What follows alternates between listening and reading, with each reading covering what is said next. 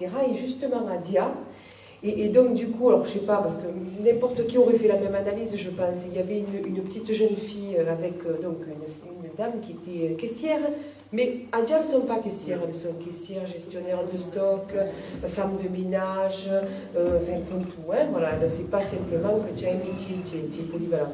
Et une petite jeune fille qui a eu un malaise devant le Dia, je dis, la grande campagne, qui ouvre le dimanche matin aussi, paraît-il, puisque j'ai vu que c'était ouvert. Et cette jeune fille, en fait, elle a eu un malaise effectif.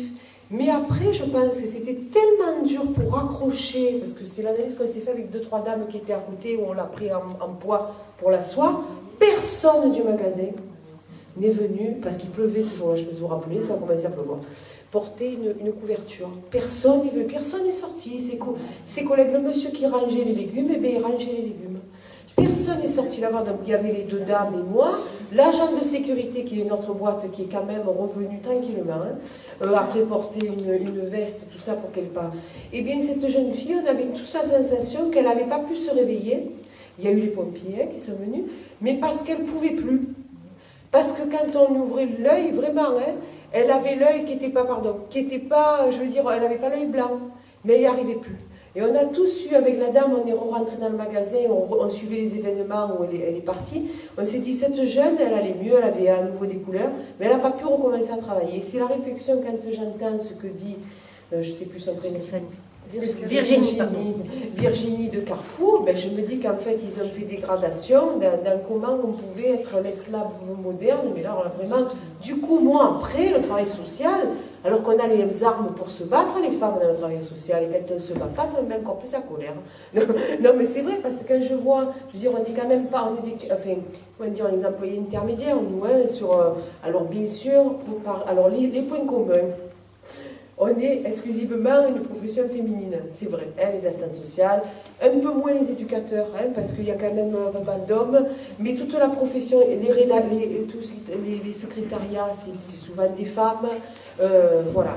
Donc nous, c'est vrai que ces dernières années, les logiques comptables qu'ils ont installées partout, vous savez, voilà, l'introduction, ils ont commencé par l'État et après les collectivités territoriales de gauche ont suivi, hein. Ça a entraîné aussi un recul considérable et des attaques sans précédent de ce qu'on a au niveau du travail, mais nous on n'est que des femmes, donc c'était s'attaquer aussi aux femmes. Alors à contrario, nous le temps partiel c'était un droit. C'était pas subi comme les collègues, etc.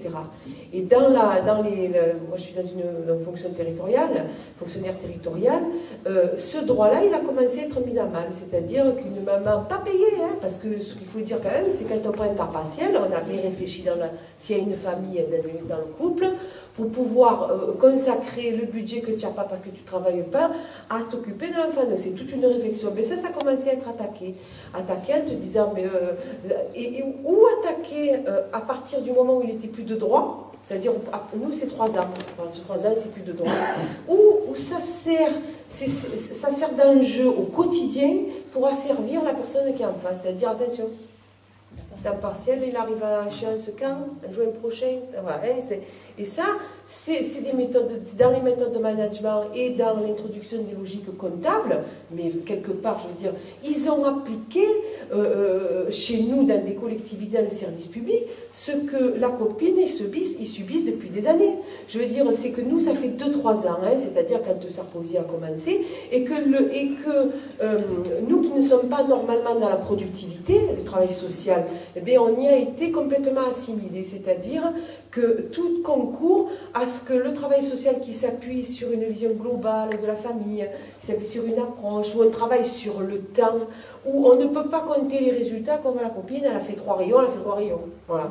Nous, c'est pas comme ça que ça se compte, voire même ça peut pas s'évaluer comme ça, parce que à quel moment, oui, on va voir sur 1 an qu'une collègue a travaillé 1 an avec une famille et que d'un coup, le gamin il va au centre aéré. Que d'un coup, la maman, elle participe au centre social du lieu de parole ou du machin. Bon, voilà. Bon. Mais ça, c'est sur des années que tu le vois. Et en plus, tu ne peux pas dire le résultat, c'est tellement comme ça. Voilà. Donc, ça, on a commencé à le voir apparaître, c'est un enjeu, voilà, ça se sanctionne par attention. Quand tu as droit, on te fait des réflexions, voilà, mais après, dès que tu n'as pas droit, si on te le laisse, on te fait bien comprendre que c'est une, comment on appelle ça? Une faveur. Une faveur. Et dès qu'on peut te placer que demain, en fonction de qui y a dans le service et tout, il pourrait être remis en question, eh bien, qu'est-ce qu'il y a? Ça a servi l'autre, et puis l'autre... c'est tellement compliqué pour gérer le quotidien qu'il se fait petit et qu'après, même le métier, il oublie où il est. Et il oublie qu'il peut dire des choses quand il trouve que déontologiquement, ce qu'on te fait faire, c'est pas bon. Parce que lui, sa pression à lui, elle est ailleurs. Elle est, si j'ai pas le mercredi, comment je fais le gamin? Ou si j'ai pas le vendredi, ou si j'ai un enfant handicapé, qu'il y a les accompagnements le lundi au centre, machin. C'est ça, hein. Donc ça s'était introduit. Donc ça apparaît comme une pression au quotidien. Après, qui peut, par rapport, parce que du coup j'essaie de construire comme elle a tellement bien construit, qu'on ne peut pas marquer mal. Après, donc, au niveau de la carrière, voilà. Ce qu'a dit Virginie, c'est que chez vous, alors carrément, bon, c'est vite, ça se compte sur les doigts de la main, etc. Nous, un cadre, nous on n'est que des femmes, donc c'est beaucoup.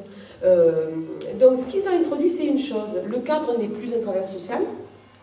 C'est quelqu'un qui vient d'une carrière administrative, plutôt bien formatée à la gestion.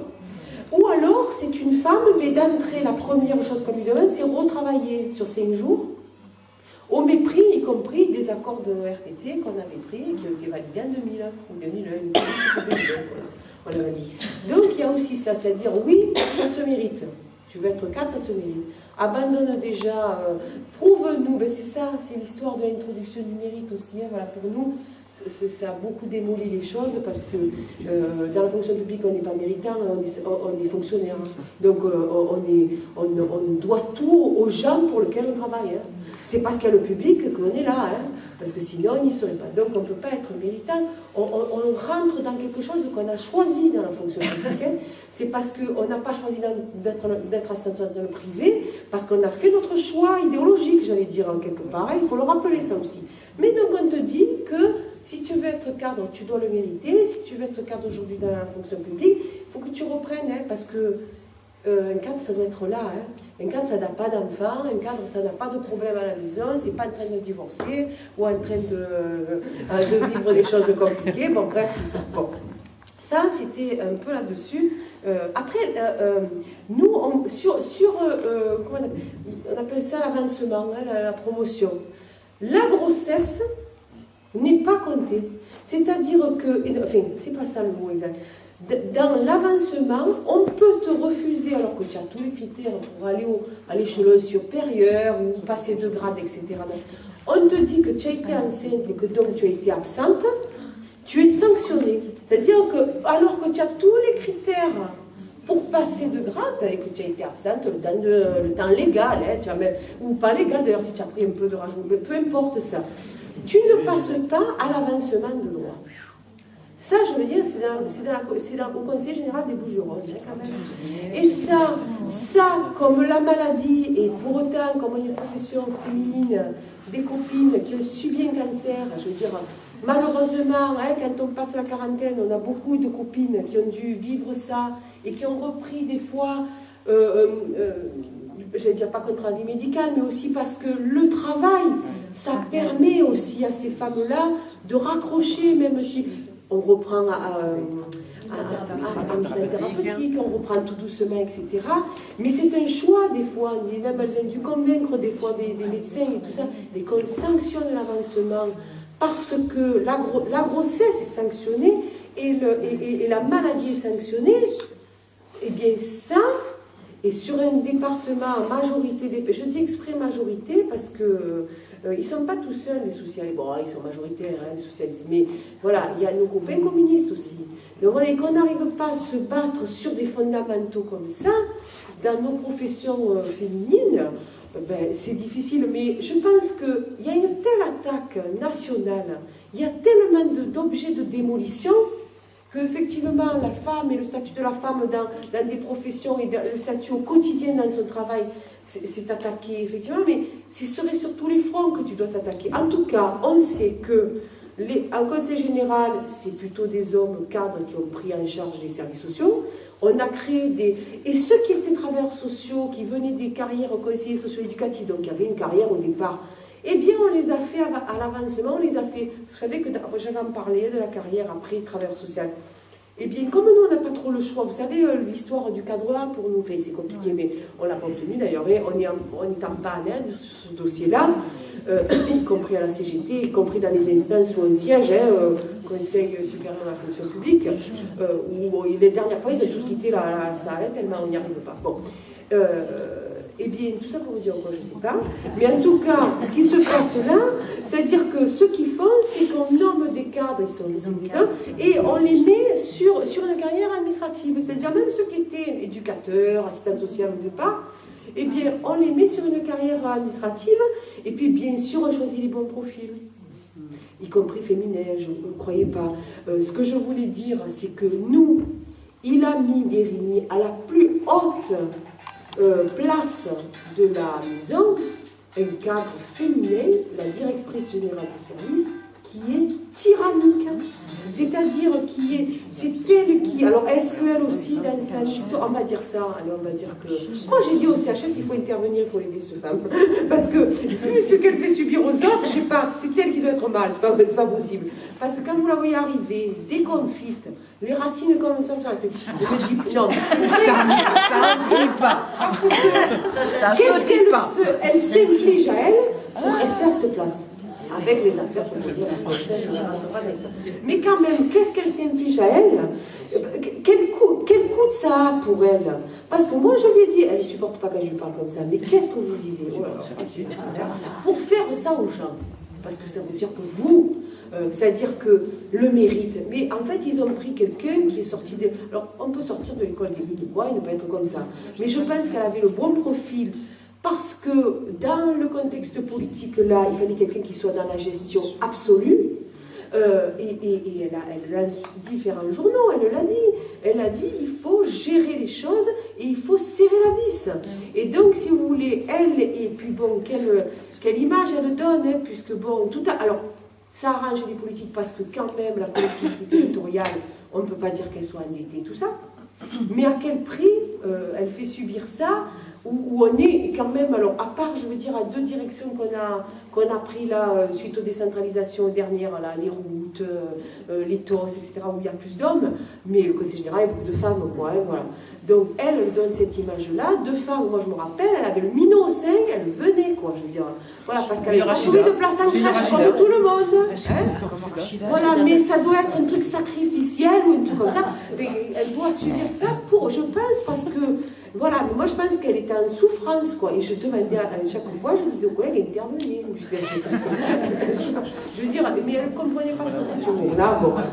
Donc ça, c'est une chose. Donc les grossesses, voilà, ça se dégrève, tu ne peux pas avancer quand tu as une grossesse d'année. Voilà. Quand tu es une femme, oui, c'est possible. Oui. Ça c'est grand, 2 minutes. Bien sûr, bien sûr. Il y avait ça. Ensuite, je voulais dire que, et ça rejoint les collègues, parce que à Carrefour, on leur dit, vous ne pensez plus le travail, vous n'avez pas le pensée des exécutants. Mais nous qui étions des acteurs de l'action sociale, parce que justement on approche la famille, etc., eh bien, on est devenus des exécutants. C'est-à-dire qu'on te donne des tâches très, voilà. Honnêtement, il y a des collègues, il y a des femmes, elles se sont volontiers fait porter par ça. Parce que tu réfléchis pas, c'est moins compliqué que de chaque truc sur le plan déontologique, arrêter les choses. C'est-à-dire ça, on ne le fait pas parce que... Et on va vous l'expliquer. Et on a un code de déontologie. Et tatata, et tatata, et tatata. Au bout d'un moment, il y a des gens, ah ouais, vous voulez ça, ben je vous le fais. Il faut faire tel papier, je le fais, ça va. La famille, elle s'en fout, pense à vous, on le fait. Et tout ça, voilà, ça ne concourt pas à nous aider, nous, la profession, pour après se battre sur des fondamentaux. Moi, je voulais dire juste pour finir, parce qu'elle a dit 2 minutes, les carrières, là, il n'y a aucune possibilité. Alors, du coup, j'ai un peu honte de se plaindre de ça. Je ne me plains pas, moi, on se bat. Hein, voilà. Nous, on ne se plaint pas. Voilà. Parce que nous, les gens qui viennent se plaindre, on leur dit arrêtez-vous, on ne peut pas être, nous, en empathie avec votre souffrance. Vous ne demandez pas au délégué syndical CGT de l'action sociale de pleurer avec vous. Ou alors, voilà. Alors, ça quand même, à un moment, ça les racaille. Mais sur la carrière, nous, qu'est-ce qu'ils vont nous pondre? Il y a les cadres A qu'on n'arrive pas à obtenir, parce qu'on ne reconnaît pas notre troisième année d'études, on fait un B', voilà, non, bon, c'est A, B, C, R. Donc, dans la carrière, ce qu'ils ont fait, le projet, c'est qu'ils te font une aumône, les 4 premiers échelons, ils te laissent végéter pendant 25 ans, et à la fin, comme tu ne sauras plus, parce que tu seras grabataire dans le déambulateur, ils te donnent notre aumône. Mais pourquoi? Tout simplement parce que ça colle à la réforme des retraites. C'est-à-dire, c'est intéressant de te voir végéter, parce que de toute façon, comme tu vas travailler plus longtemps dans leur esprit, comme tu vas travailler plus longtemps, on ne peut pas te faire progresser trop vite, sinon tu vas arriver... parce que moi, j'ai 46 ans, dernier échelon de l'assistante sociale, principale. Il me reste 20 ans à travailler, j'ai commencé à 23. J'ai donc 2100 € par mois. C'est fini. Je le dis, excusez-moi, parce que des fois je vois, parce que... Mais j'ai 2100 € par mois, mais ça fait 23 ans que je travaille quand même. Donc, ma carrière est finie. Je n'ai pas d'espoir parce qu'il n'y a pas d'autres grades comme dans les hôpitaux, où il y a quand même l'infirmière, je sais pas, chef, là, je sais pas. Donc, effectivement, c'est vrai qu'à tous les niveaux, il faut se battre. On n'a pas les forces, hein. On le donne, là, on essaye d'influer la force. On n'a pas les forces, si vous voulez, aujourd'hui, parce que les attaques sont tellement dures que les gens, ils regardent l'individualisation a quand même pas mal... le militantisme qu'on pouvait connaître il y a 10-20 ans, il s'est délité dans un truc où on essaye de préserver le peu qui reste. Voilà. Hein.